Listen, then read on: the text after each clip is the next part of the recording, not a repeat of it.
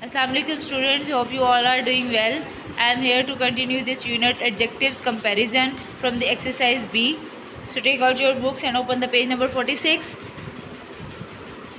Our today's SLO is able to use the adjectives in sentences. So let me continue from the exercise B.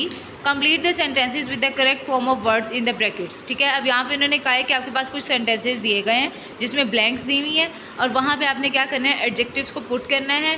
तो आप first word देखें, मैं आपको as an example आपको एक दो जो सी हैं सेंटेंसेज सॉल्व करके बता देती हूँ कि आपने किस तरीके से इसे सॉल्व करना है। और बाकी आप लोगों ने जैसे कि एडजेक्टिव्स को पढ़ लिया अच्छे तरीके से, ठीक है, इसके कंपैरिजन्स को भी अच्छे से हम लोगों ने गो थ्रू कर लिया था।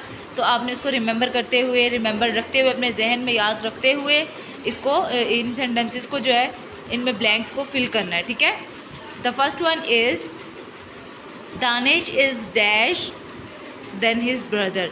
अच्छा, अब जो एडजेक्टिव यूज़ होगा ना उसकी फर्स्ट फॉर्म यानी कि पॉजिटिव जो है डिग्री है ना, ठीक है, वो उन्होंने हमें ब्रैकेट्स में दी हुई है। ठीक है, अब स्मार्ट उन्होंने लिखा हुआ है तो दानिश इज़ स्मार्ट आएगा, स्मार्टर आएगा, स्मार्टेस्ट आएगा देन हिज ब्रदर। अब यहाँ पे कंपैरिजन भी हो रहा है कि वो अपने भाई से स्मार्ट है। ठीक है, यानी कि उस अपने भाई से उसके साथ उसका कंपेयर हो गया दानिश का। ठीक है, तो अब आपने यहाँ पे बताना है कि स्मार्ट आएगा, स्मार्टेस्ट आएगा या स्मार्टर आएगा। ठीक है, कंपेरेटिव डिग्री लगेगी, सुपरलेटिव लगेगी या पॉजिटिव डिग्री ही लगेगी।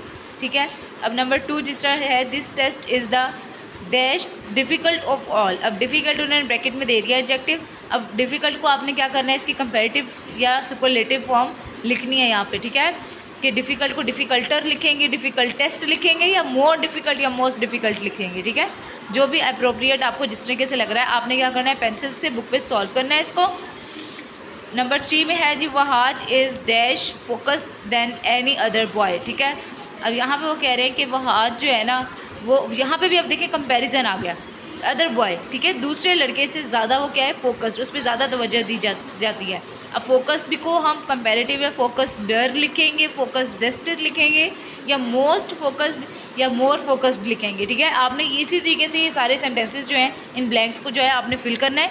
अगर आपको जो चीज़ समझ नहीं आ रही, पीछे आपके पास क्या है, एडजेक्टिव्स और उसकी डिग्रीज़ के बारे में जो हमने कल पढ़ा था ये भी सारा दिया हुआ है। ठीक है, आपने इसको अच्छे तरीके से एक दफ़ा रिमेंबर रखते हुए अपना गो थ्रू कर लेना है, उसके बाद आपने इस एक्सरसाइज को सॉल्व करना है। ठीक है, hope you all will getting my point more clear. Take care of your self, have a nice day. अल्लाह हाफिज़।